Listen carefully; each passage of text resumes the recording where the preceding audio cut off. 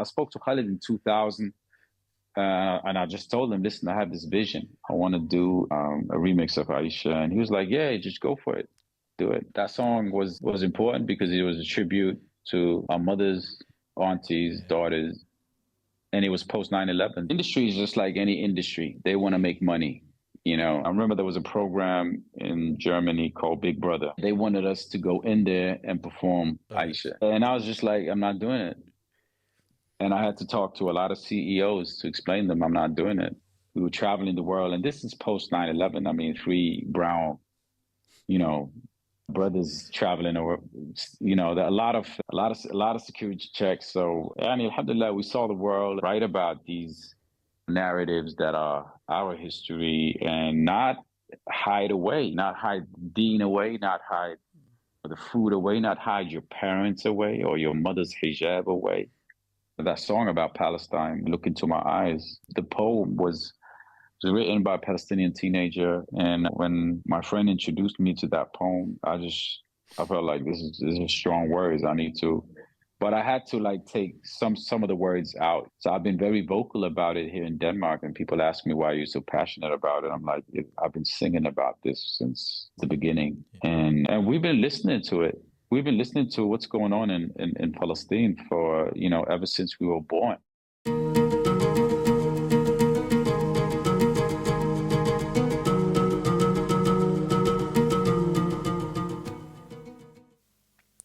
Assalamu alaikum and welcome to another episode of the Muslim-Centric podcast.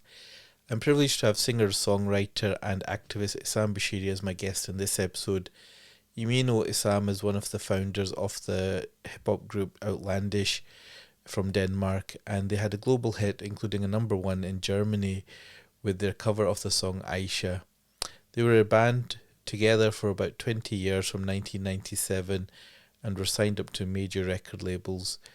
Their music was important as Muslims navigating a post 9/11 world, and one of their singles, Guantanamo, was also extremely successful. Isam now pursues a solo career and had a recent release of a nasheed in the Ramadan. In our interview, I explore his Moroccan roots and his relationship with his father, who was a undocumented migrant who moved to Denmark in 1967. And Isam wrote a book called Fatherhood in 2021 about his father's story. We speak about Isam's evolution from a young, shy, introverted boy into a global musical superstar, and how he coped with the challenges of fame and celebrity whilst staying true to his faith. He tells me about saying no to performing on Big Brother, turning down Netflix acting roles, how Hajj came right at the correct time for him, and also he speaks about his lifelong support for Palestine. And in recent months, he has been extremely active on Danish media, advocating for justice in Palestine. So I hope you enjoyed this insightful discussion. Just a reminder, if you're enjoying the podcast, please subscribe to our YouTube and podcast channels and leave a rating and a 5-star review if you're able to, as it helps us immensely. You can also sign up to my newsletter with a link in the episode notes, where I give some behind-the-scenes context and information about the interviews. So until next time, Assalamu alaikum wa rahmatullah. So Assalamu alaikum, brother Isam. Thank you so much for joining us. I think all the way from Denmark, Copenhagen, is that right? That's right. Wa alaikum salam wa rahmatullahi wa barakatuh. Thank you so much for having me. Yeah. So it's a real privilege for me as well. It's something that I've wanted to do for a long time, actually, is to have a discussion with you. And I'm sure a lot of people speak to you about what part your music has particularly played in their own lives and their own journey. But I remember we were, as a family, in Toronto last year at the Muslim Fest, and you were performing there. And then previously to that, I think throughout my university days, I was also listening to your music, and also particularly enjoyed, which maybe we'll come on to, is last Ramadan you were kind of keeping on your Instagram and reciting Quran throughout the month, and I think that was a real pleasure to listen to. So thank you so much for everything that you're doing for everyone else. Barakallahu Feek. Thank you so much for telling me this, and I'm always it's always an honor and a privilege to to be part of a life soundtrack. That's it's part of the, I don't know, motivation and the inspiration, and it definitely, it feeds you as an artist, and it means something to hear back, to get these stories, and it definitely does. It brings some justice, and it brings some meaning to the whole equation. Alhamdulillah. Yeah. And I think we're very similar ages actually, but probably very different life journeys. And I think it's something hopefully we can hear a little bit about your story and your background. And I think that is inshallah an inspiration and probably a lot of lessons that you've learned along the way that you could maybe share with the listeners. So um so, Inshallah. so you're from Denmark and obviously of Moroccan descent. And I won't mention the Moroccan football team in the World Cup, mashallah, that had the love of all people from across the world. No, inshallah. But can I start maybe a bit about your early life and your childhood? And I know that you've written this book called Fatherland. I think it was 2021. Yeah. And unfortunately, I think it's in Danish, so my Danish is non-existent. But I'd love to kind of, from reading some of the reviews about it, is certainly something that I think, tell your own journey and your father's journey as well. So Yeah. could you maybe tell us a bit about your early life in terms of growing up in Denmark? And I'd love to hear a bit about your father's story as well. Yeah. Well, first and foremost, I'm working on a English translation. So uh, inshallah, maybe this year, inshallah, that it'll be ready, and so you guys can read it in English. And I also love to do it in Arabic as well. Um, so inshallah, make dua. Inshallah. But it's definitely, it's a biography, and it's telling the story of my father, and then the story. I'll continue the into my journey, and basically, I felt it was really important when um, I lost my grandmother in 2017. Allah yarhamha. I mean, And I just felt like, it was important to document, um, this life that we live in, because she's, she's, suddenly you just realize how much do you actually remember from this person who lived a whole life, and I've seen so much, and has been a center in your family, and suddenly, they're not there anymore. How much do you remember? Can you quote something that they said? Do you, you know? So I felt like a need to document my family's story, and I would start with my father, and then to go into my own story, basically. And Yeah, so I did it in Danish because I'm based in Denmark. I was born in Denmark, and that's been, that's where that's just my that's my home base. So and for me, I also realized how important it was to share his story, my father's story, as a guest worker who came to Europe in the mid 60s, and yeah, and how how he managed to build up his life from scratch, and um, we don't believe in coincidence. So just seeing the fate of what Allah has planned, and it's really interesting because they're the ones who brought Islam to Scandinavia. Um, we read in the history books about the Vikings that visited. the Muslim Ummah, and some of them converted and came back to Scandinavia. But the difference is they didn't leave a community. You don't have, I mean, they found some burials and some graveyards with um, um, ihrams, or the white sheets with the shahada inscribed on it, but that's maybe the closest you're going to find to a to a community. So subhanallah, I mean, just reflecting upon that, I must say that it was really inspiring to dig deep and just do the research and see how these the first Muslims who came.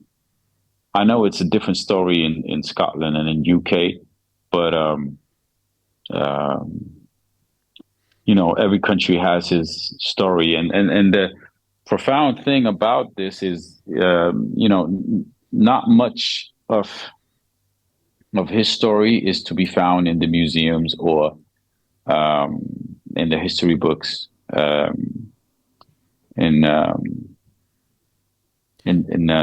like I said, I'm based in Denmark, so that's also another thing. That's a wake up call for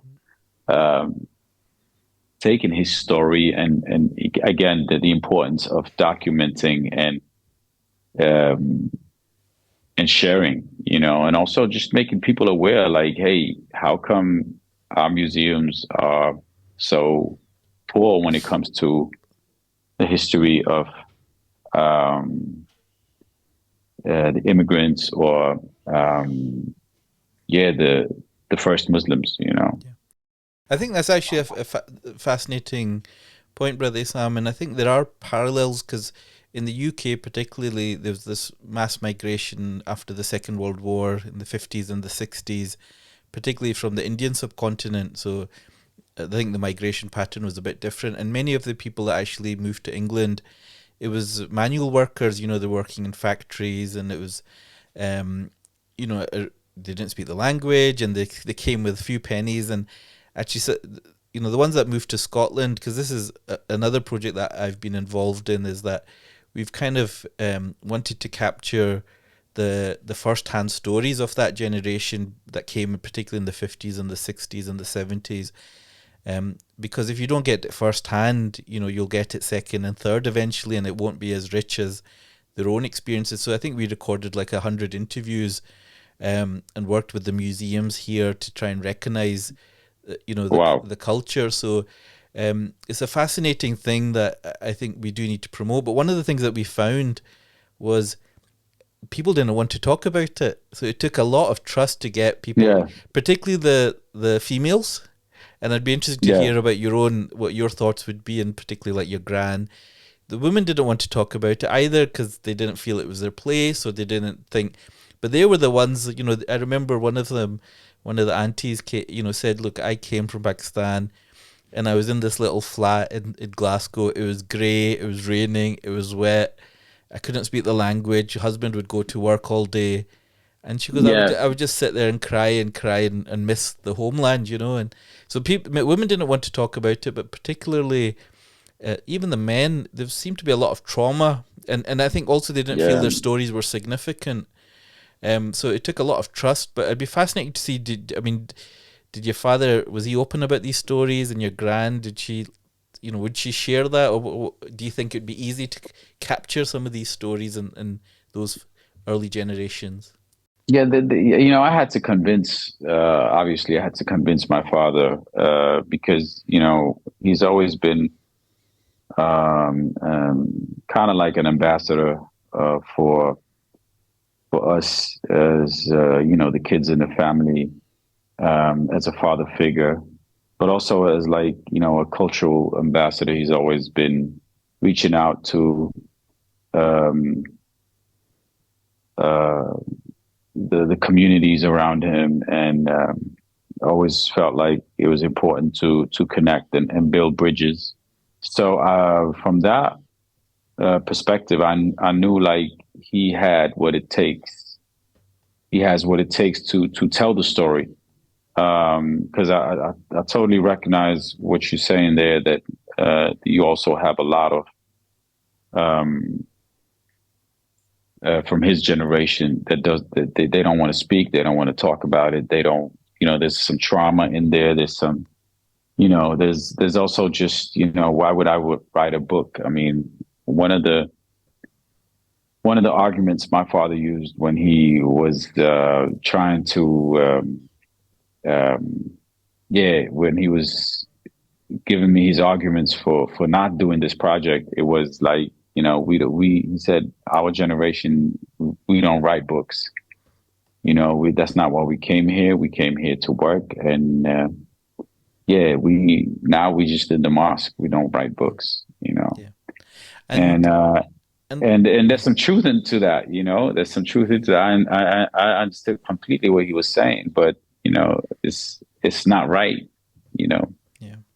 So what But what I but you yeah, but you have to understand where he comes from. yeah, So from a cultural yeah, perspective, I understand clearly what he comes from, and people are scared of speaking up, and I think it has something to do, like the research I've done.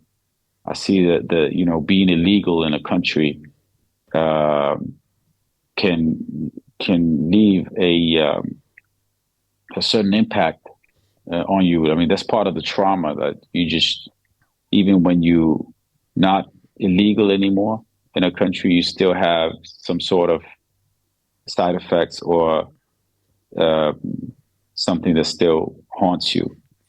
And so you just rather not yeah. speak or And people talk actually about that intergenerational trauma, because I think for that generation, for what they've achieved, what they've gone through, what they've seen, then it comes down to survival, isn't it? And then actually the children, you know, like yourself and ourselves, it's a bit yeah, about yeah, the identity is then where do we fit into this, and then our children will have a different challenge, and then it gets definitely. watered out. And I think it is something that is um, so important that we think. And this, I mean, what are your thoughts on that? Even that it comes across a lot in your music, but it's with 40, 50 years later on, and in Europe we're still facing the same, if not worse, climate, isn't it? Of the whole how we treat, particularly in UK, there's such a big emphasis about Yeah, immigrants, asylum seekers, refugees, and it's and I guess that's where yeah. your music is so relevant to articulate some of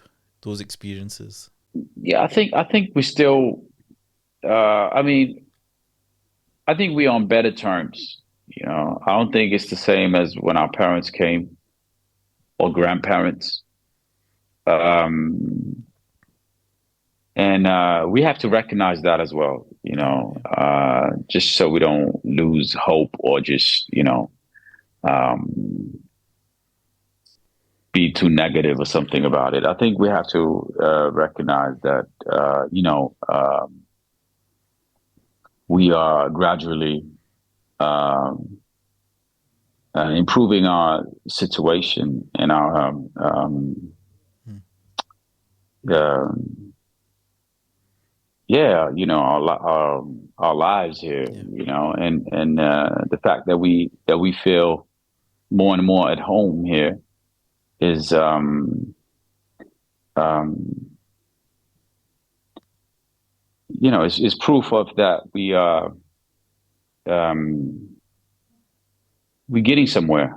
yeah, And I'm seeing that. I think I see it like when I come to London or I travel, different. I see different Muslim communities in the West.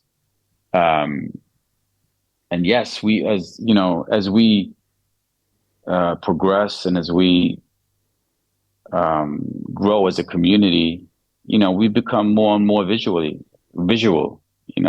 yeah, You can see us. yeah, yeah, You can see us, and we don't hide away. yeah, And maybe our parents' generation and grandparents' generation, that was more. Um, that was one way to.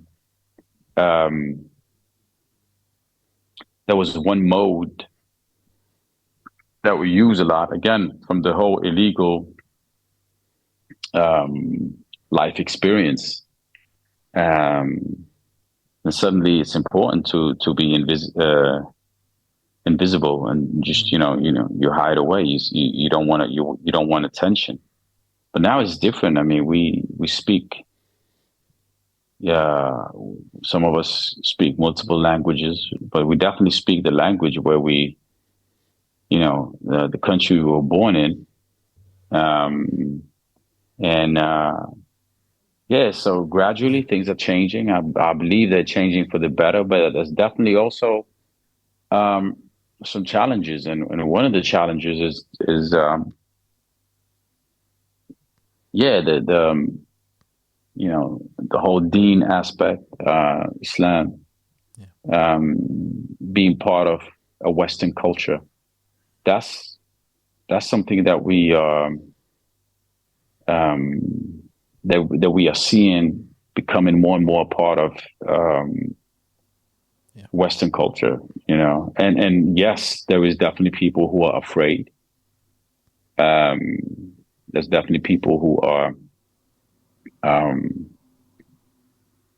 that don't feel, secure, and but that's, has something to do with the dehumanization, the demonization that's been going on in the media for maybe 100 years, maybe even more than that.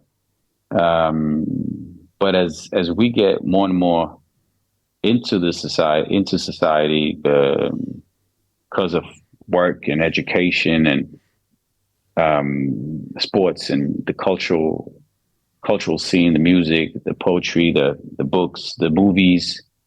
Um, we're showing the beauty of what it means to be um, yeah, to be a Muslim, Yeah. and that's really important. I mean, and sometimes it's harmless, but it speaks volumes. It's because you're impacting the culture. Mm. And I think our parents' generation and our grandparents' generation have emphasized a lot on the finance, because that's most of them. That's the reason why they came here. Very few came for dawah. Um, but um, for our generation and the next generation, it's more than surviving. It's, we were born and raised here, and we want to, we want to see ourselves um, in what we call home,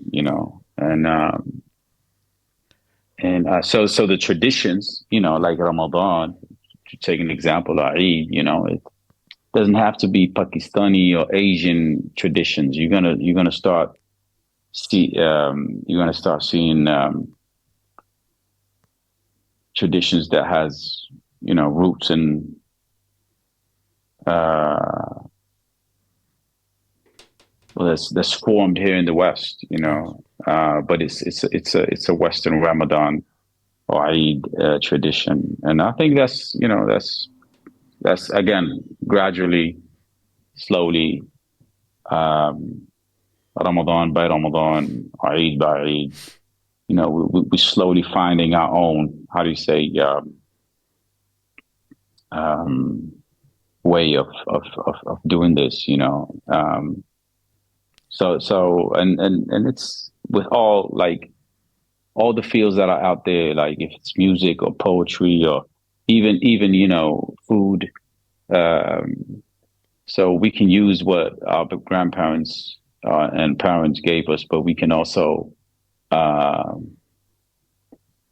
be inspired by this culture that we call our own as well, right? Yeah. So And I guess we're still quite young communities, really, isn't it? 50, yeah, 70, 70, 80 years to find that identity. But can I just take you back to your own kind of early childhood? And what are your kind of memories? What was it like growing up? What was the household like? Was it a religious household? Was it, what was the setup like at home? What are your kind of memories of those early days? And what sort of child were you? What sort of, at home and at school?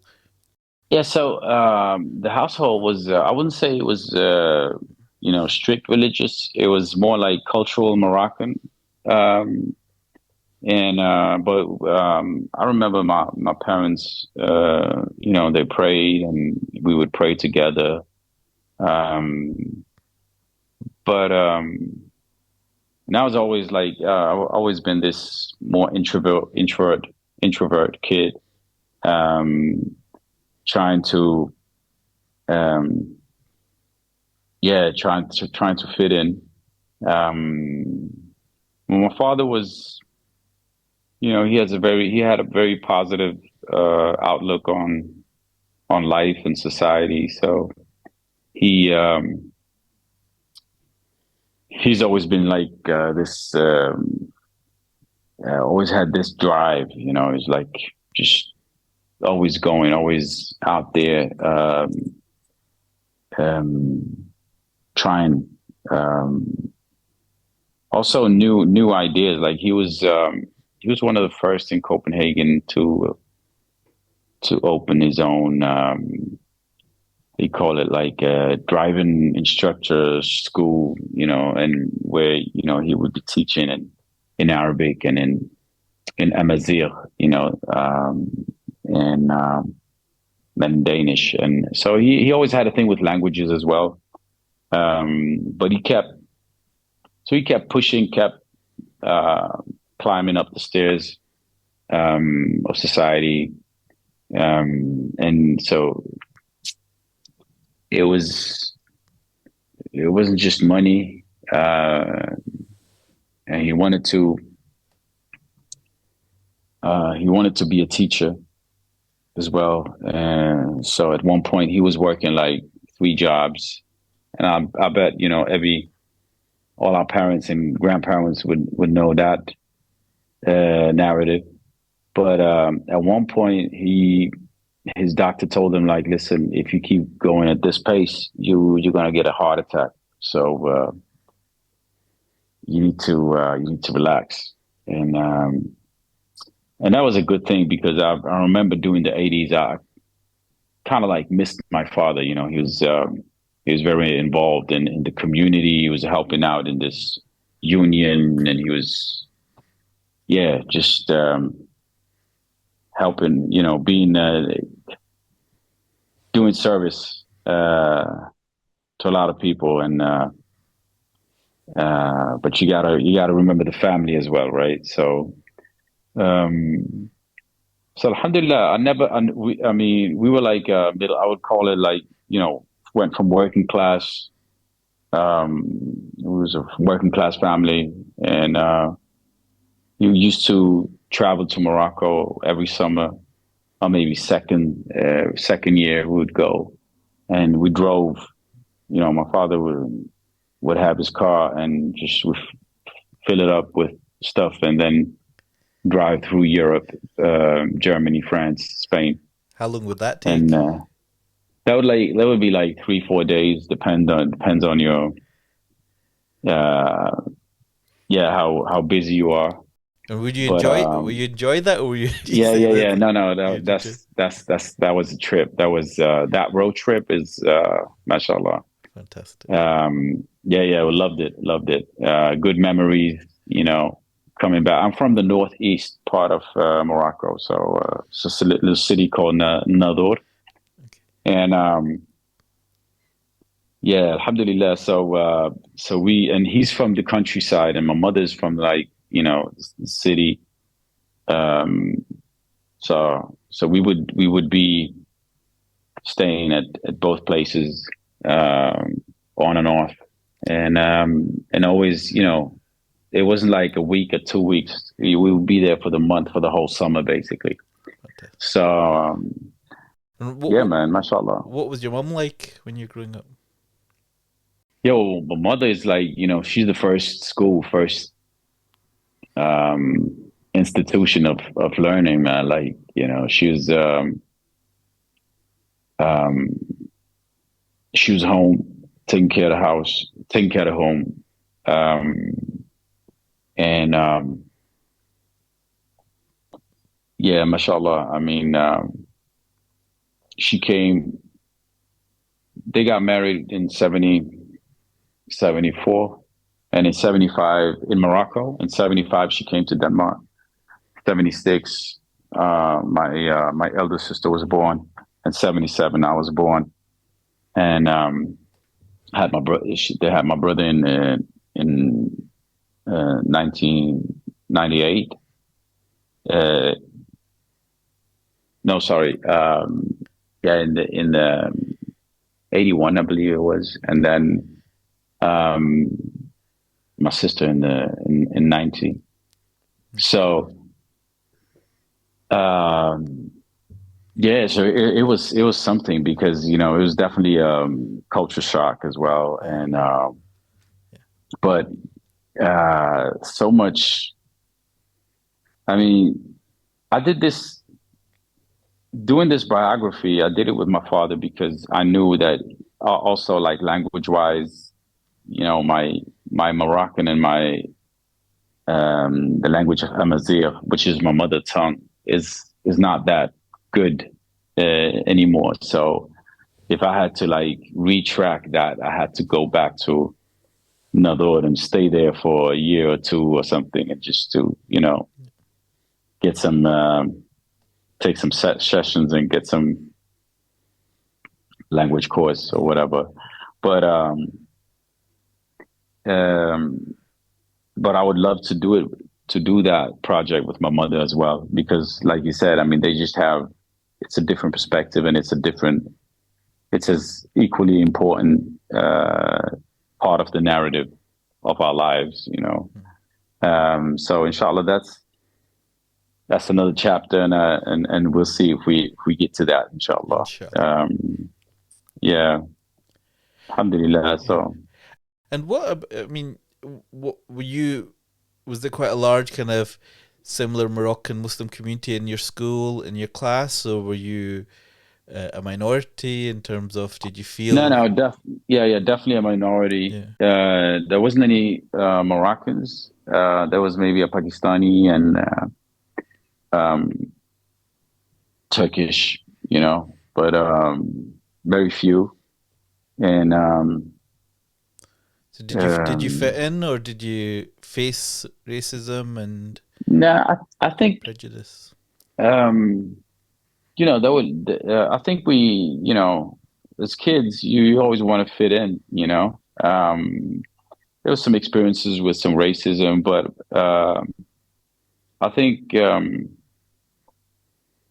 over and all, it was yeah, I was in a pretty safe neighborhood, and it was kind of like a little school as well, so there was time and space for the kids. So alhamdulillah, it was later on during the teen years where we would move to the suburbs of Copenhagen where it was a bit more um, it was a bit more divided, like um, ethnic wise, and um, and that's where also I met Gus and Lenny as well, and we started Outlandish, and yeah, during the teen years where you would have the whole hip hop um, influence as well. But during the childhood, I was living in a safe neighborhood, and everything was close by, and they would notice, like I said, it was a little school, and they would notice if you like they noticed that my voice, was they had something. They noticed my voice basically, and felt like I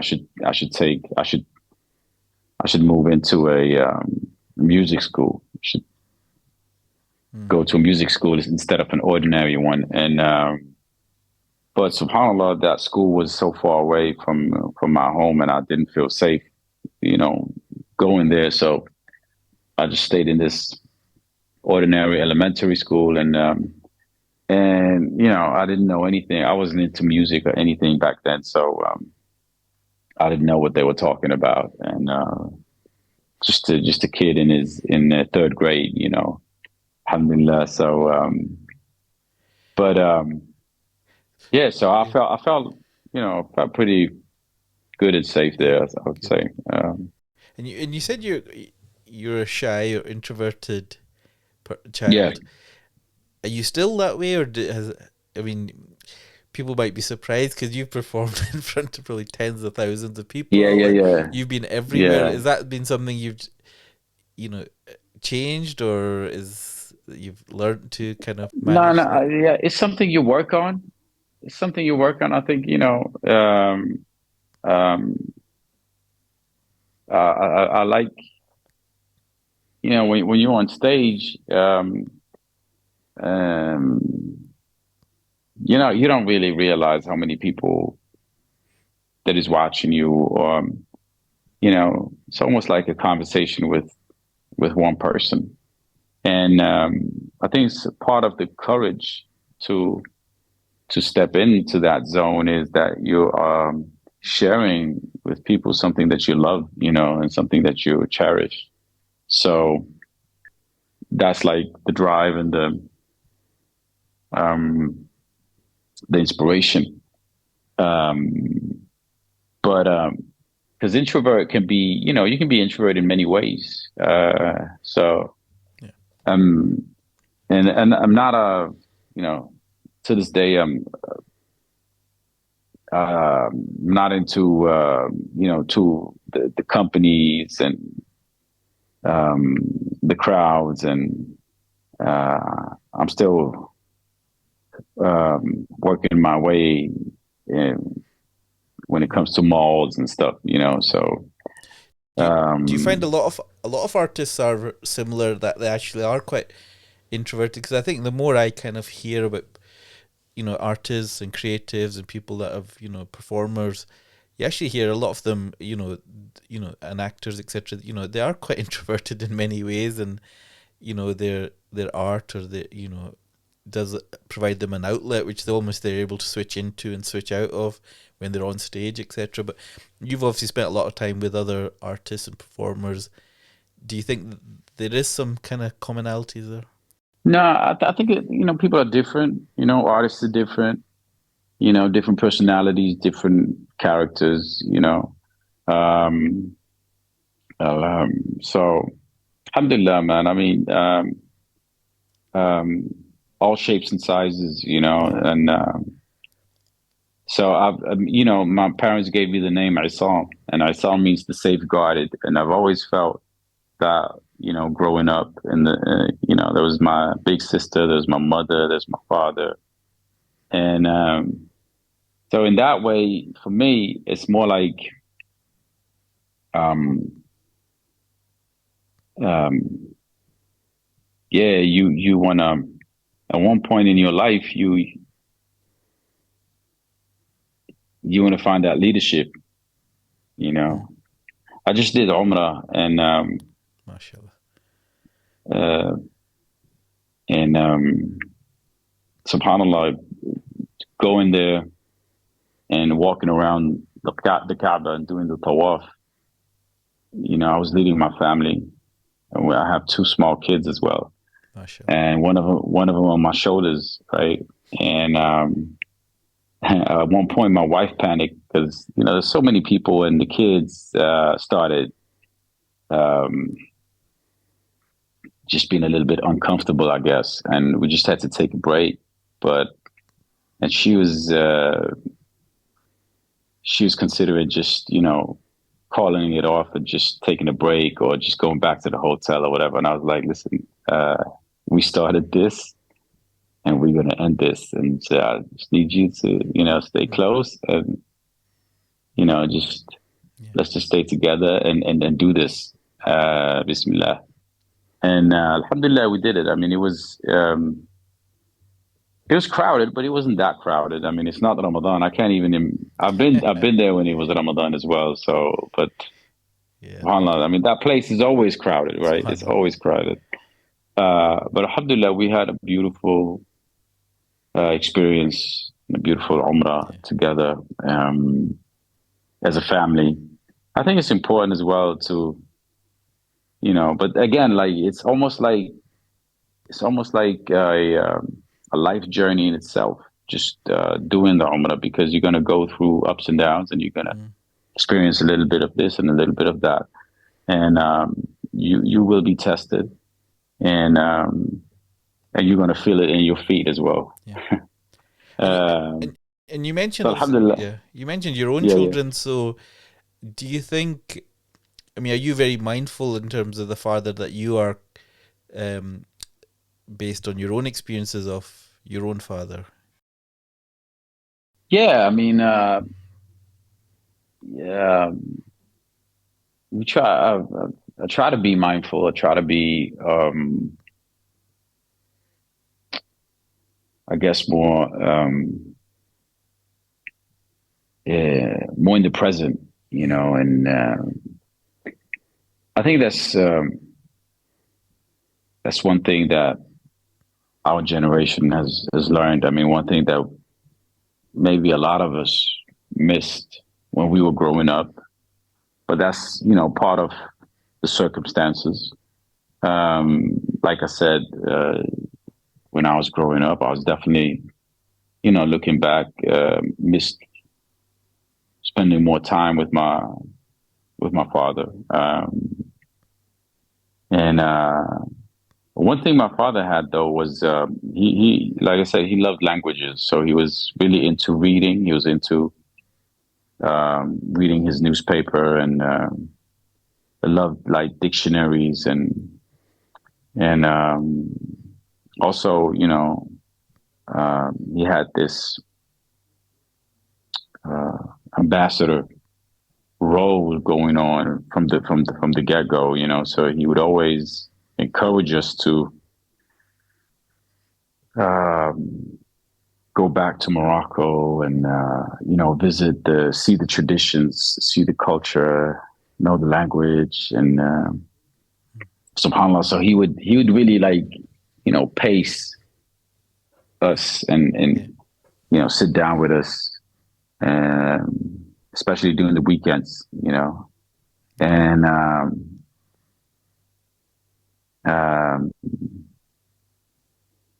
but you always gotta balance things, because you can't just because you love grammar and Yeah. words and dictionaries doesn't mean your kid will, Yeah. so And you can't live, um yeah, live your own dreams through your children necessarily, isn't yeah, it? Yeah, that, or yeah, your missed yeah, I guess so, opportunities. Yeah. so it's just Okay. seeing the kid where the kid is where the kid is in the Yeah. present, and but then again, also just inspiring the kids. Like I definitely can't help myself today just sitting down with him, and actually trying to read, Arabic or the Quran, or but I, I sometimes just uh, take a deep breath and remember that I'm not my father, but Yeah. you know, or maybe I'm Yeah. pushing it too hard on him right now. So Yeah. And yeah. can I ask you a bit about your outlandish days, because obviously that was a big part of your life. I was reading that certainly you were involved with Outlandish and founded it from about 1997 to 2017. So that's probably between the ages of 20 and 40, which is kind of your pivotal kind of early years, in adulthood. And you obviously formed Outlandish with Waqas, who was a Pakistani Muslim, and Lenny, who was Christian, Cuban, and Honduran, I think.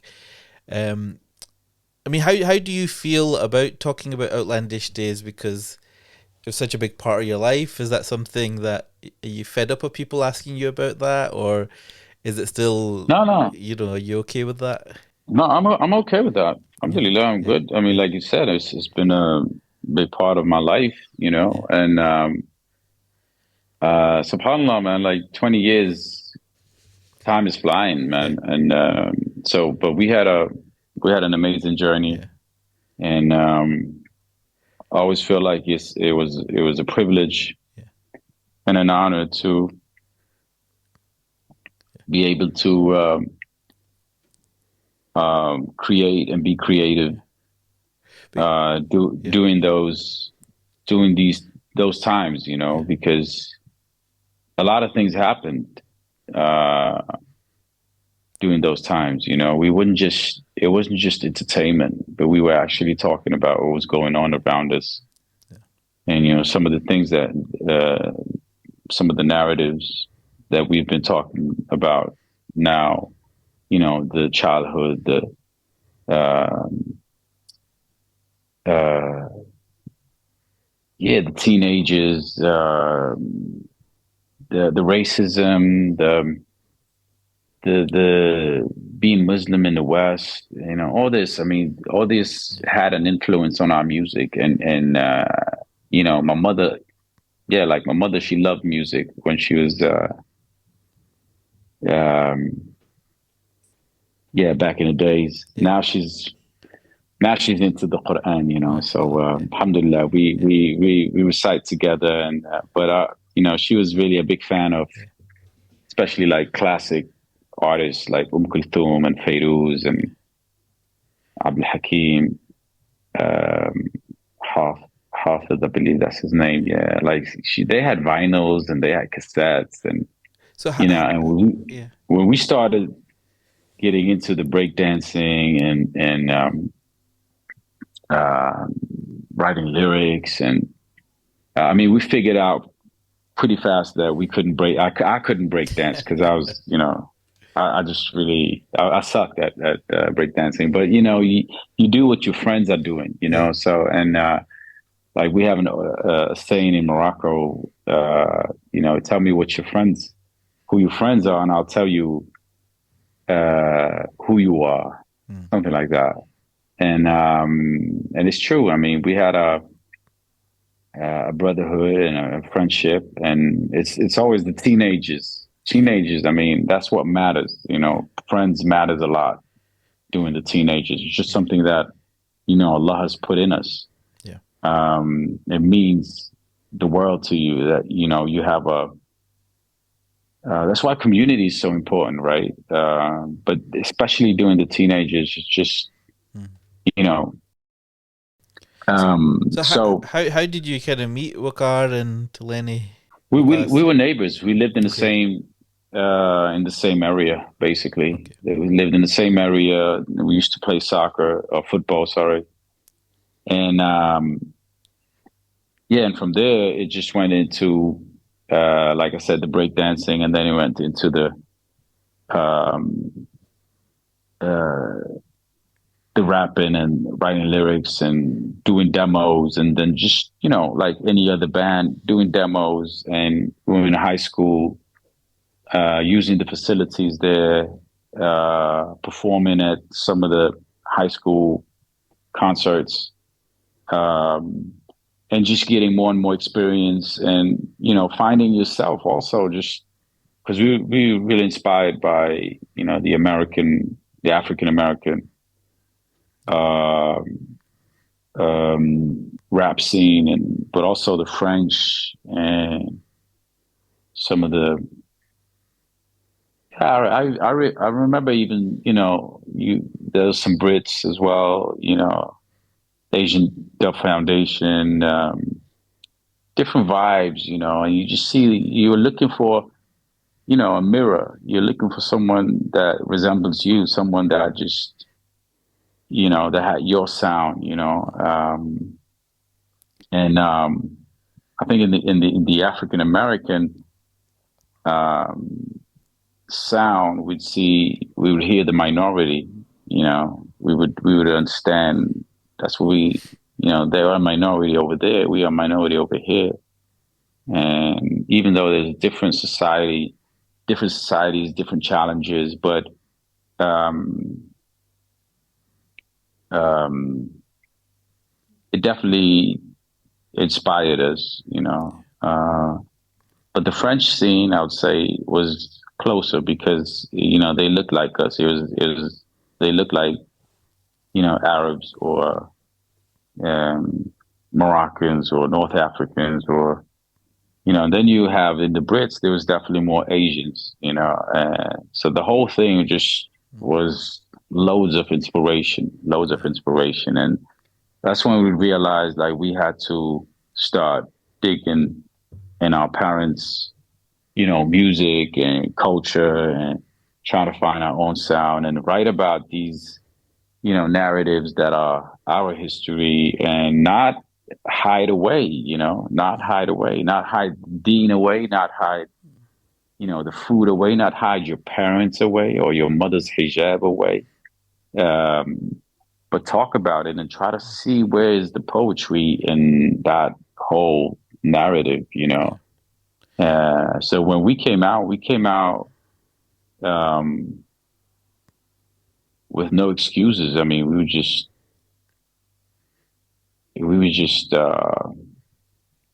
sharing our Yeah. stories, and we won a Danish Grammy with the first album. Yeah. Um, and then for the second, that's when Aicha hit, and it became an international um, journey. Yeah. And we were supposed to be released in US as well. And subhanAllah, this album, Bread and Barrels of Water, came after 9/11. It was Yeah. post 9/11.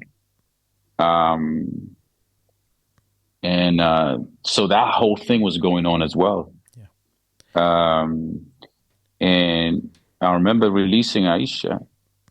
Uh, that was, I believe it was the first song that we released in 2003. And that was in doing, I think, spring. And I remember clearly that winter, 2003, January, I did Hajj. I went to Mecca and I came back. Um, I wouldn't say changed, but it was definitely a seed that was planted. Yeah. And And yeah, and that had the effect, like you see the video of Aisha, yeah. that just, I just knew like, um, we wanted to go, we wanted to show, and also just to dare to, show it as it is and Yeah. not compromise. And I think that was a really powerful video. Yeah. I mean, I don't know if you remember it.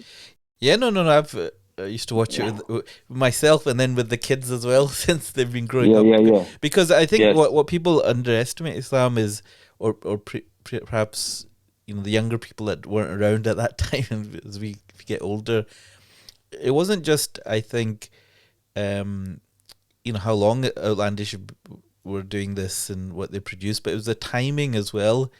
And I think people forget the time, as you mentioned, after 9/11.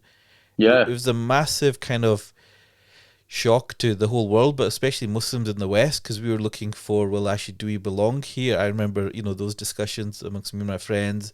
Do we, are we British? Should we be in the West? Do we need to leave? Are we going to get forced out?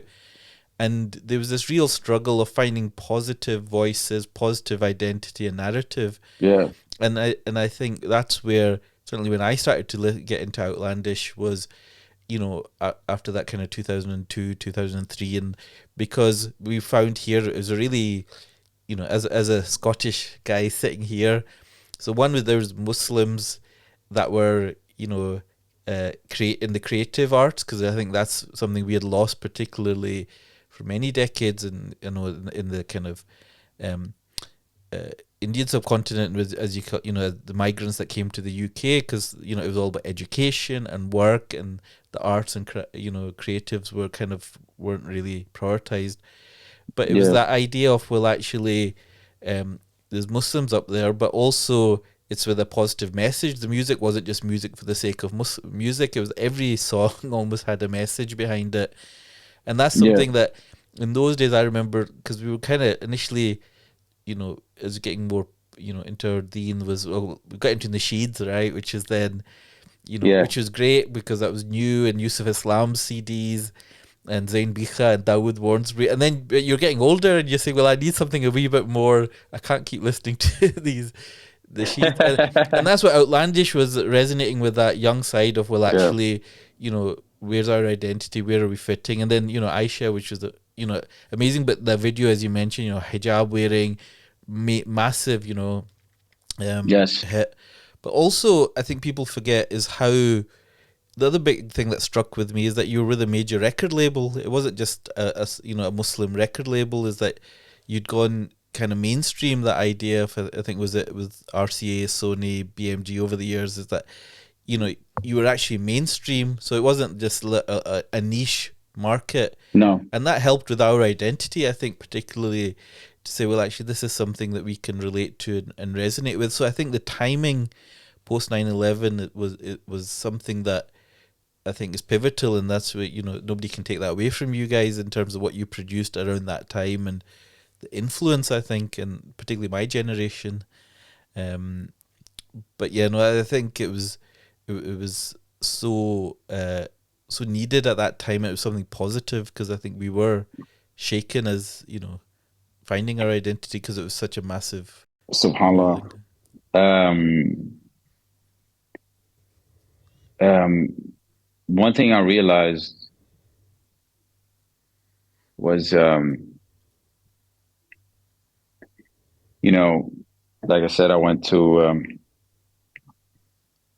I did Hajj, and it was out of the blue, man. I didn't really prepare anything. It was just during January 2003.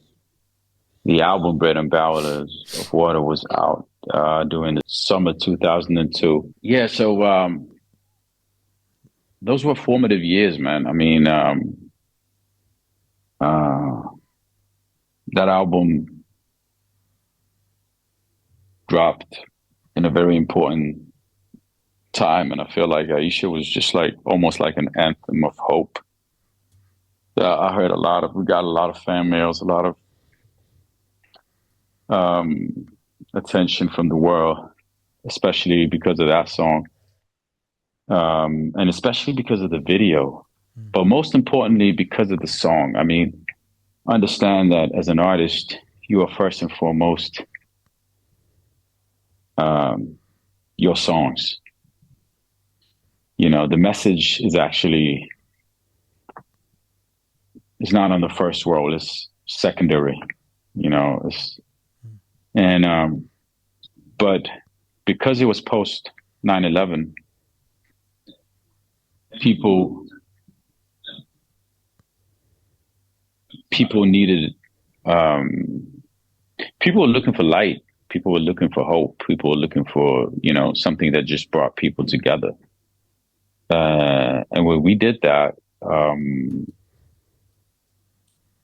it just it changed the song totally. I mean, because people thought it was just a love song, and it wasn't. It was a tribute to the women in our community, in our lives, in our families, and so it just started. How did Aisha come about? Sorry to interrupt. So obviously there was the Khalid version.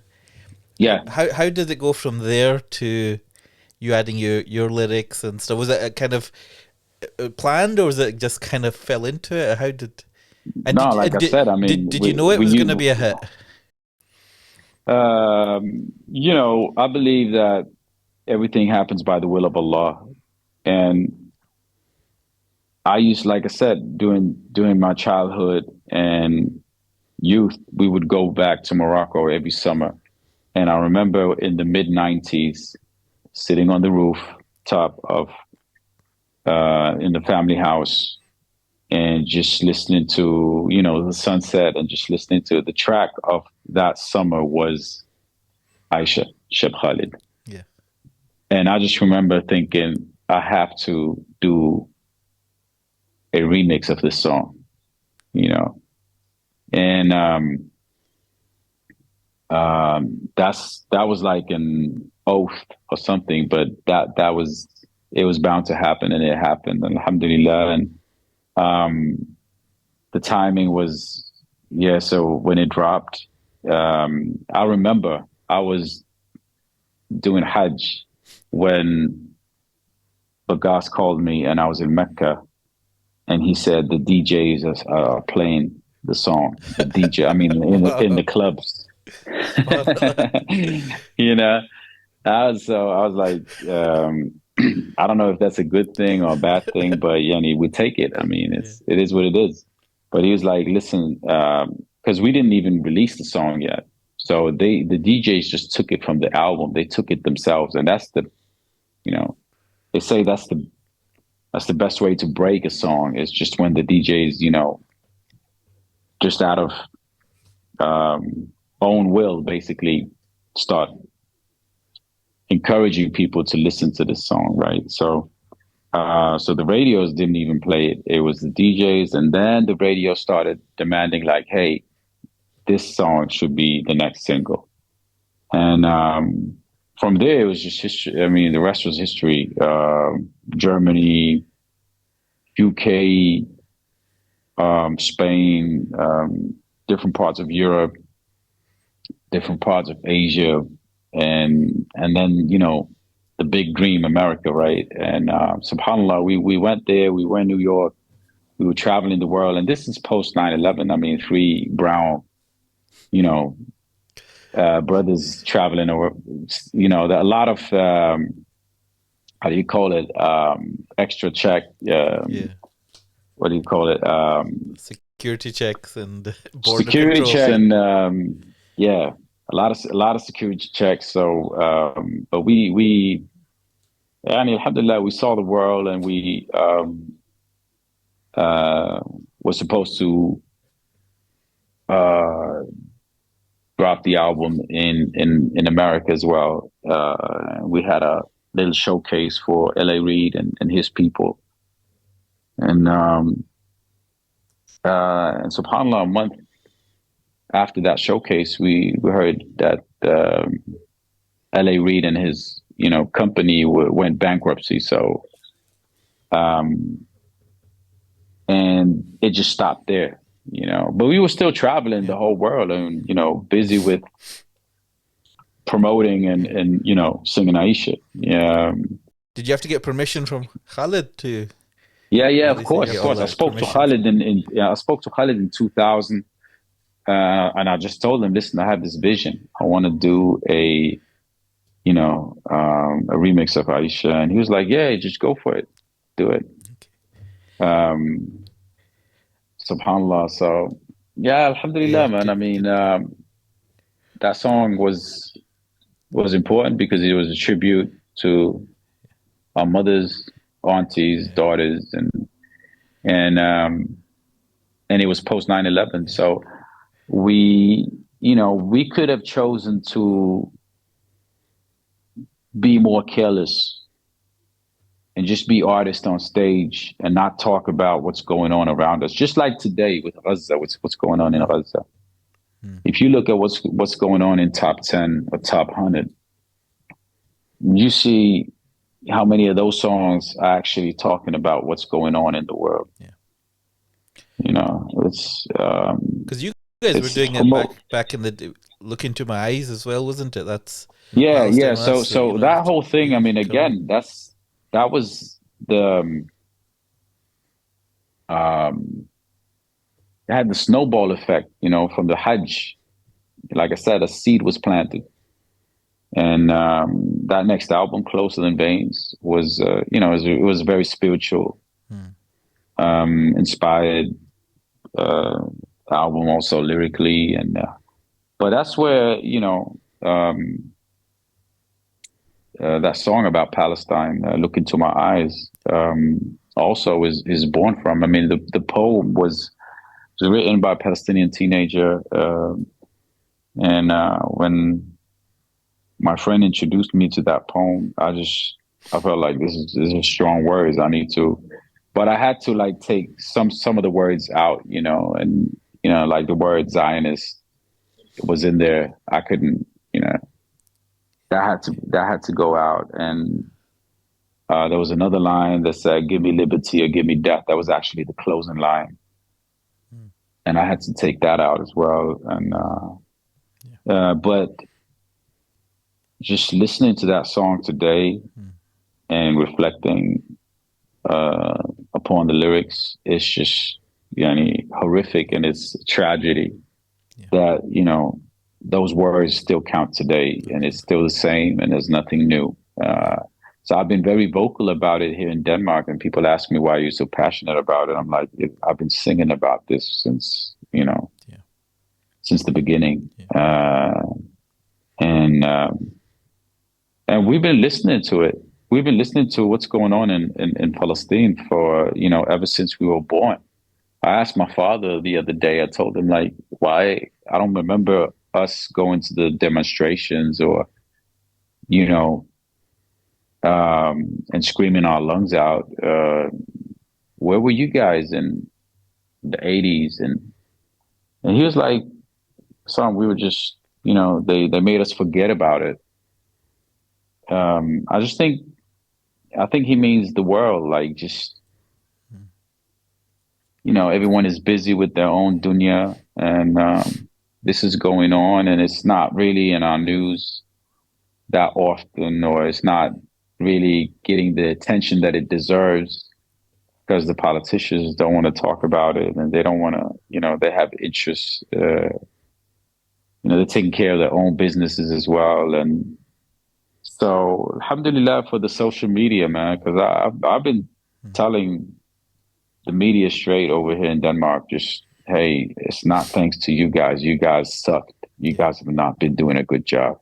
We got to be honest about this. This Yeah. has been going on for 75 years. It's not thanks. I mean, it's partly it's thanks to you because you guys are doing a Mm. awful job at telling us what's going on in Palestine. Yeah. And you need to ask some serious question about why does it suck this much? I mean, Yeah. with the media, um, Because and you do a lot and the of, yeah. Oh, sorry, sorry. sorry, son. Carry on. Sorry. No, yeah, just thanking people in social media for bringing the truth to the table, you know. And why can't we talk about this? Why can't we criticize Israel and what it's doing? And subhanallah, it's just yeah, man. Yeah. It's the hypocrisy is clear, and the truth is getting out there, and it's getting alhamdulillah more and more exposed. And we just need to continue sharing and being vocal about this. And one part of it is also to write songs about it, do movies about it, poems about it, whatever talent God has given you, use that to spread truth. And I understand that it's uncomfortable. I understand that you lose some, you can be canceled and stuff, but it's I think we at a point where um, we can communicate at a certain level where everyone understands what we're saying, and it's not just it's not a Muslim thing, it's not an ethnicity thing, it's a human thing, and so we need to speak up, and we need to unify and come together. And yeah, so I'm really proud of that song, "Look Into My Eyes," because it's part of my journey. It's part of my Hajj experience, to be honest with you. Yeah. Yeah. Because you mentioned obviously you are very appear on media etc. in Denmark etc. And raising your voice. What's your analysis of other people that have a platform, other artists that are not saying anything on this issue? Because I think many communities you're waiting for people to to say and to raise a profile and address the issue, and then you have people with massive platforms that are silent on the issue, or it's very kind of wishy-washy. I mean, what's your kind Yeah. of take on what's happening there? Yeah. Well, everyone is watching his own shop, so to say. Everyone is taking care of themselves. um, and people are afraid of, losing uh, bread and butter, which is understandable as well. I understand that, um, and to a certain point, I respect that. Um, I think for me, like I said, this is something that I've been listening to all my life. This problem, um, the settlements, the occupation, and it wasn't really in the news that much. But I remember going to the Friday prayer with my father, and the imam would scream his lungs out, and I would ask my father, like, "What is this? Why is he so mad? You know, what is going on?" And my father would not really give me a straight answer because I don't know. He thought it's too political, and you're a kid. What do you understand or whatever? But I just remember the imam really, you know, showing his anger, and because he knew something that the rest of society didn't know Yeah. Yeah. in the West. So, Yeah. Okay. um, Yeah. And just thinking about the industry, because which you're involved in, especially in those kind of outlandish years for 20 years, were there times when you were expected to compromise your faith or your principles for your career? And I'm thinking, because we hear that in other artists and performers, particularly when they go to Hollywood or they go to the big players, and when you become mainstream and you were working with mainstream labels, yeah, did you feel that pressure? Did you feel that you had the expectation to compromise, and how did you cope with that? How did you deal with that? Um, because there's that pressure. Obviously, you're a cog in the wheel, making these companies a lot of money, and they want to see results, and yeah, yeah, there's yeah, that pressure. So how yeah. did Most that? definitely. How I think what's your reflections of the that's industry? the industry is just like any industry. They want to make money, and sex sells. So um, so yeah, there's definitely a lot of battles you got to take as an artist, but you got to take as a human being. You know, one thing to yeah, because if you're number one, if you're the top seller artist, they're gonna try to match you with the top program that people are watching right now. And I remember there was a program in Germany called Big Brother. Yeah, You yeah, guys know that? yeah, yeah. Yeah, The yeah. reality show where you go into a house. Yeah, yeah, yeah, Yeah. yeah, yeah. And they do all sorts of things, and they, Did you get invited on that?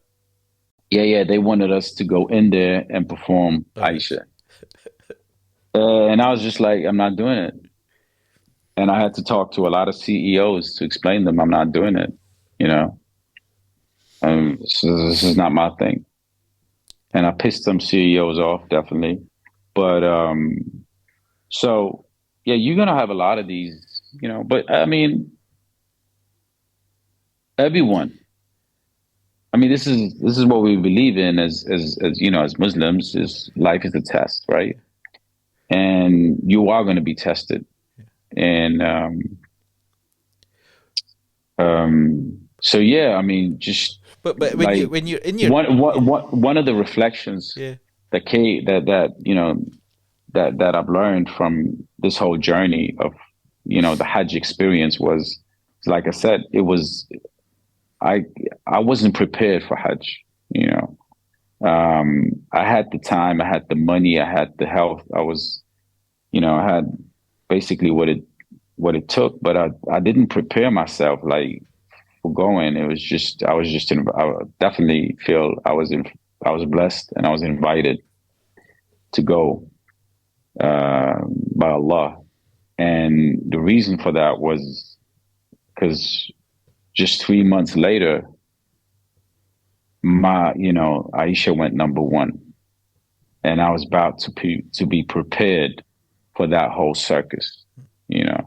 because So I had to yeah, go to an extreme to get prepared for another extreme, Subhanallah. you know. Allah's, because you're And and you were in your and mid twenties, isn't it? So that's yeah, yeah, yeah. your So prime, where like a, yeah, attention, yeah, fame, money, yes, yes. celebrity, popularity, everything is laid And out all the in front of you. parties and Yeah, all yeah, the, so when I came back from my pilgrimage, I was on my prayer and I was on, and one thing I've learned is like when you're number one, you can get anything you want. And literally. mm, So if all you want is, you just want to find out which way is Qibla and you want to pray and, you want to make sure that your food is halal. Um, no questions asked, just do it, you know, and they do it. Um, yeah, so it was definitely like a, yeah, black and white, uh, worlds just meeting each other and you had to navigate in that, yeah, alhamdulillah. And, but yeah, I mean, I'm really proud of the albums that we put out yeah, during these years because, like I said, a lot of things was going on in the world, and we were, we were documenting. We weren't really dodging anything. And you can do a lot with poetry. yeah, You can, yeah, um, but and it's important to, yeah, yeah, to document definitely. yeah. So in 2017, Outlandish, I think you guys decide to go your separate ways. Yeah, After being together for about 20 years, and as friends. Just as a wider point, what's your advice for those who are wanting to do a project or a business or a venture with friends? Because people will often, people will hear different things. Particularly, I've heard in terms of business, people will say, "Never go into business with your friends; it never ends well." Or some people say, obviously, if you have the right, you know, you go in with your eyes open, and you're all on the same, level playing field, then things can work out. So, me even staying together for 20 years is a massive achievement. I mean, what's your kind of reflections on or advice on a kind of doing a project with friends and people you're close to, and then I guess your life since Outlandish has kind of, people went their own ways. no, yeah, um, yeah. I mean, I think it's a beautiful thing if you guys had the synergy to do a project together, use your friendship to uh, go into a business together, um, and it's always good to you know split the whole thing equally. That's a good start. Um, um, and then just I mean, it's the synergy is a blessing. Is a blessing from God, um, because nothing really lasts forever, right? So, being able to be in the same room and create something beautiful, that's a big thing. Um, to sustain that, that's more like that's the art, right? I mean, to keep the friendship going and not to um, see it dismantle or fall apart. We see that all the time. We see that all the time, and it's just it's just human nature, really. I mean, um, um, but it's also important to stay true to yourself, and even within the group, and just to know when it's time to say, Alhamdulillah, we've had a beautiful journey, but it's time to move on. Um, so they say that everything happens by the will of Allah. So I think, yeah, we've enjoyed the journey. And for me, it was time to look uh, more within, you know, and what's always been the drive for me was that's where the whole drive is, where the passion for writing songs. It's not even just the art of writing songs. It's more like seeing the poetry in your life, and one of the songs that I put out was in Danish. I mean, yani, subhanAllah, Allah put me in Denmark, and I speak Danish, and we only 6 million people speaking Danish. So talking to these people, I mean, like I was just speaking of the whole thing with Gaza, right? They say I was one of the first to go against the prime minister of Denmark, one of the, public, uh, um, yeah, public people or people who's out there. And it was important for me to just say what I feel, and say, hey, something's wrong here. You can't just say Israel is a democratic state and, yeah, Hamas are terrorists, and that's how we're going to talk about this. That's not right. It's not right. Israel has been terrorizing for this last 75 years. Um, yeah, the Palestinians have the right to defend themselves as well, but from the get-go, always against terrorism. I don't care who commits it. It's wrong. sure. Civilians, stop killing civilians. Stop. If we can't agree on that, yani, halas. I mean, everyone loses. Um, but that brings me back to my own life and, the traditions that I was brought up with. And one of them is Ramadan. So I wrote this song in Danish, and I've actually done a translation of it in English as well, and in some other languages that I'm looking forward to put out. Part of my future album, inshallah. That'll be, uh, yeah, put out soon, inshallah. Say inshallah. Inshallah. And what's the And kind of, is it yeah, yes. is it English? So this, Is it what's the kind of, are you working on things at the moment? yeah. I'm working on I'm working on more like an a sheet project, a more spiritual concept of an album.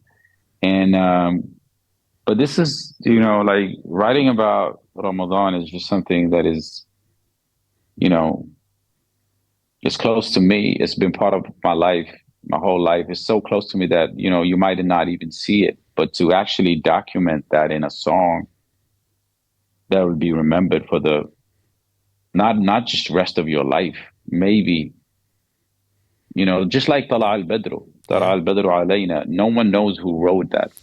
yeah, It's just a song.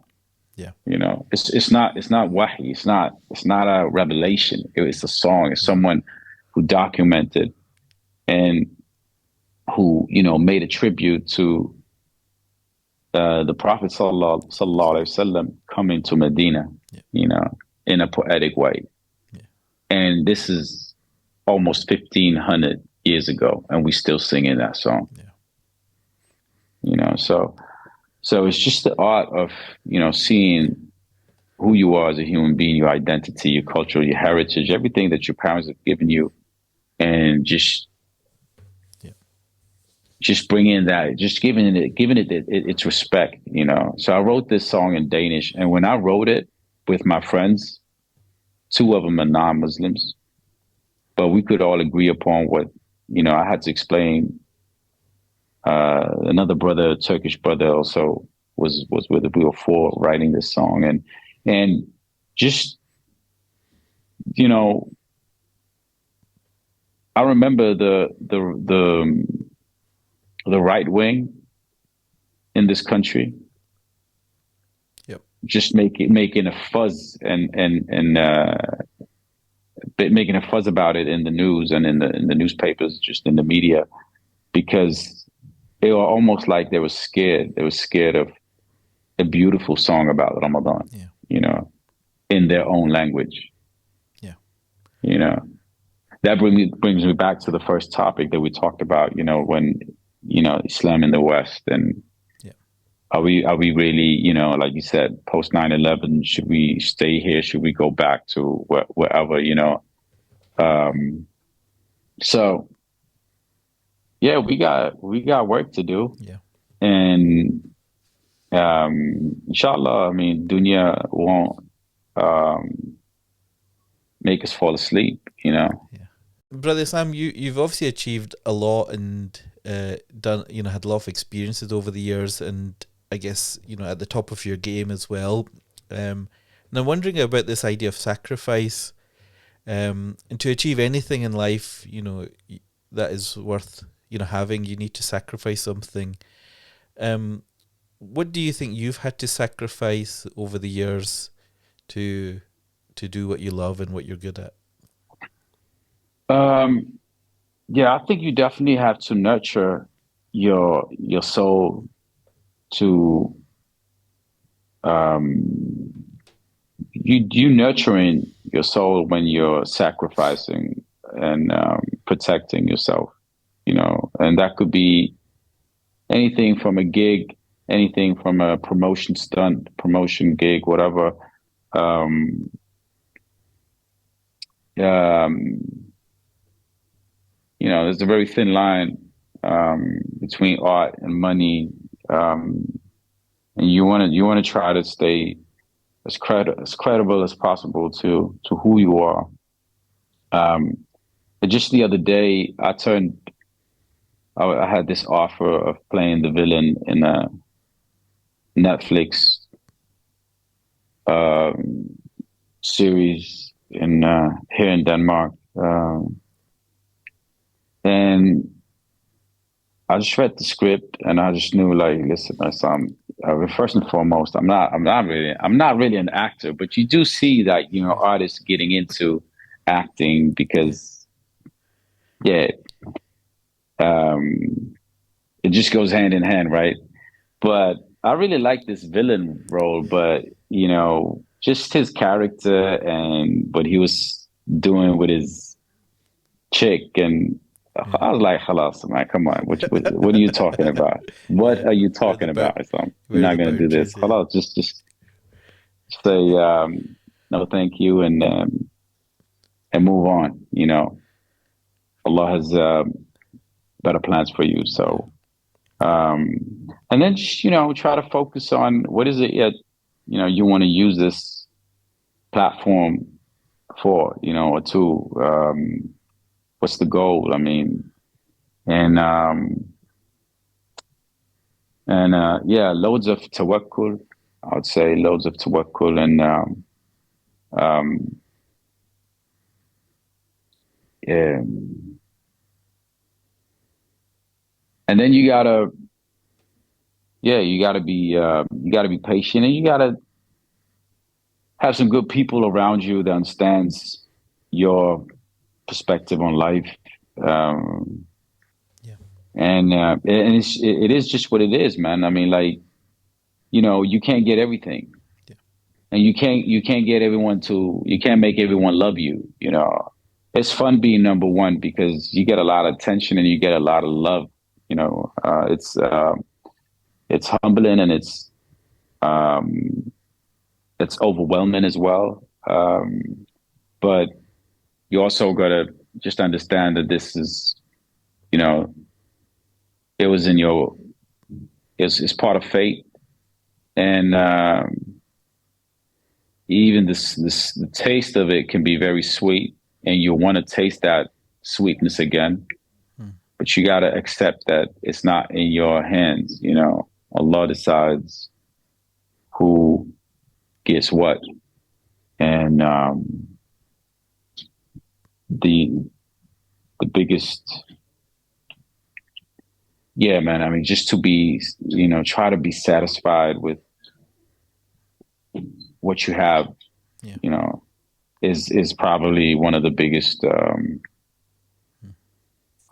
gifts of all this. I mean, that's one of the hardest thing, I would say, yeah, especially in the world that we live today, where everything is just, you can see anything, with these social media, and we're just talking about, I was just giving, like, um, my respects to the social media for putting the truth out there, but at the same time, it's also just everything is there to see, and Yeah.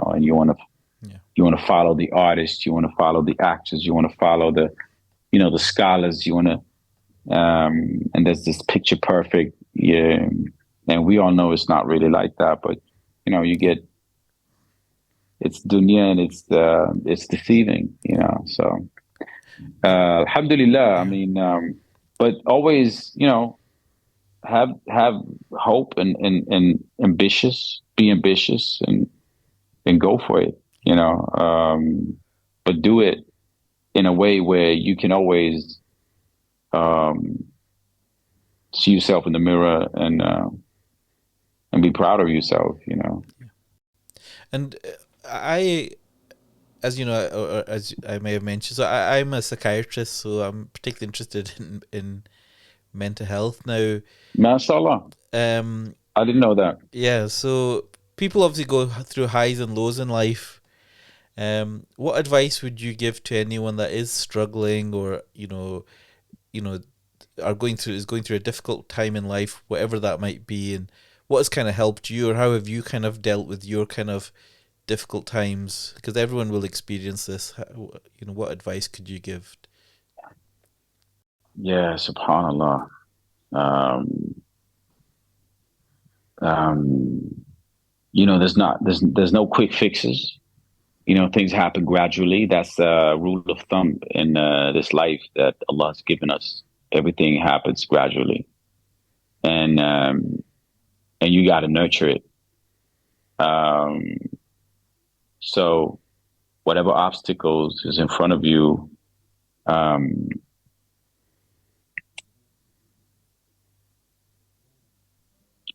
a lot of sabr, a lot of patience, and yeah, it's a cliche, hard work, obviously, um, but small steps, like I said, gradually, um, you can overcome whatever it is, uh, and then use the some of the tools that's been given to us by the Prophet Sallallahu Alaihi Wasallam, fasting, reciting. I mean, just you ask any uh, doctor or specialist, mental health, whatever, they'll tell you like it helps to sing. So Allah has given us the Quran because we need to have that on our tongue, and so learning to actually do the tajweed, that's a good thing. It's a good thing to spend time. Some likes to reflect. Some are more like, I just want to recite, you know. Um, and inshallah, you know, light will enter your life. But it's subhanallah, yeah, it's tough. But again, life is a test. We know that, and gradually we'll come through, inshallah. Inshallah. And my final question, Brother Islam, is your legacy. So, how would you like to be remembered? Oh, I think I can sit here and say whatever, but I think when it comes down to the fact, it's all about documentation, and documentation for me, part of that is my songs. I've done a lot of interviews, I've done a lot of articles, I've done a lot of um, TV, podcasts, whatever. But I think the songs, like I said, would stand out because it's observations, it's reflections, it's poetry. Um, just like not to compare, but what is the Quran? The Quran is Allah's speech, and Allah's speech is, when you read it, you reflect, and if you do the reciting, if you do it justice, you'll get that beauty of it. Just to listen to it and just to hear it and just to um, you know get it out of your chest. Use your voice. Um, so yeah, and alhamdulillah, I hope that my songs will speak for themselves. Um, and yeah, inspire my own generation and next generation. And I meet a lot of, like you said, you're in Muslim Fest, and you got kids? Yeah, 3 kids, mashallah. They were there as well. MashaAllah. MashaAllah, alhamdulillah. How old are they? So the eldest is 17, then 14, and then 10. MashaAllah. So they were So, excited that I'm speaking to you today as well, because they've grown up with your songs as well. MashaAllah. So yeah. So when I meet them, that's when I feel old, and that's when. But it's just interesting to hear. Like, Yeah. yeah, they keep saying like, my parents played your music for us, and so alhamdulillah, man. I keep telling them like, yeah, your parents have good taste, mashallah. Well, brother Sam, Jazakallah Alhamdulillah. khair. I pray, inshallah, Allah continues to give you inspiration and steadfastness to continue on the amazing work that you've been doing for many Jazakallah decades, khairan. and in the Jazakallah khairan. future, Thank you so much for your support, and, Sidi. Thank and you so continue much. to inspire people around the world, inshallah. And look forward to Alhamdulillah. your next projects, particularly the Ramadan Inshallah. song that you're working on, and maybe some Quran recitation this Ramadan as well. You'll know that there'll be people Always. across the world listening as Always. you just stick that on. I used to listen to it after Taraweeh, and it was just nice just hearing MashaAllah. beautiful other recitations as well. So MashaAllah. keep it. How can people follow you or keep up to date with you? Just follow me on the Instagram. I believe it's called Isam B official Yeah. on the Instagram. And this Ramadan, inshallah, we'll do something special. We actually got. I spoke to what's it called, the municipality in my city, and they granted us some funding to do these Ramadan lights, just inspired actually by one of the pictures I saw from London last year, where they did this Happy Ramadan thing. Did you see that? Yeah, I I've think it was seen that on in, social I media. don't know, downtown somewhere, Shopping Yeah, Street. So we've done it in Danish, and it's going to be like 18 meters in downtown in my part of Copenhagen, and again, it's all about documentation and representation. being seen as a So this, yeah. yeah, it's going to be there the whole Ramadan. It's going to be, it's going to be lights the whole Ramadan, like just wishing people a blessed Ramadan. And inshallah, people will, get together and just talk about, not just Ramadan, but just, as a human being, what does that mean? Because we take it for granted, as in we go to the mosque, we have our traditions, we know what we're doing. We have our traditions with our families or at home, iftar, tarawih, etc., etc., because it's all about the retreat, the i'tikaf. But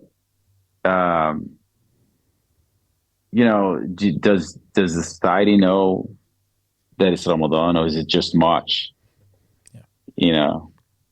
absolutely. It's amazing, So amazing. yeah, I mean, it's an informative aspect of it, and it's definitely like, hey, we don't want to be in the basement anymore, man. We don't want to hide away. This should just be, but we should do it in also in a beautiful way. Inshallah. And so inshallah, man, inshallah. So watch. I'm gonna post some of these things on Instagram, and it's an experiment. I'm looking forward to see how people will Yeah. use this to something beautiful, inshallah. Yeah. And so amazing, and I'll put your kind of contact details in the show notes as well, so people can follow you. But keep us Yeah. in your duas, brother Sam. I've taken up a lot of your time. Likewise. Jazakallah khair. Likewise. Next time you're in Jazakallah khairan, Scotland, Sidi. inshallah, we'll have to meet up, or we'll call you over, inshallah. Inshallah. Where are you in Scotland? In Glasgow. Glasgow, of course. MashaAllah. Not far from Alhamdulillah. Denmark, That's inshallah. not the capital, right? That's not the capital. No, the Edinburgh is the other capital. Edinburgh, yes, yes, yes. But Hey. inshallah. Yalla, Take brother. care, inshallah. Thank you so Assalamu much. alaikum. Keep us in your Alaykum du'as. salam. Likewise, likewise. Salam. Welcome, welcome.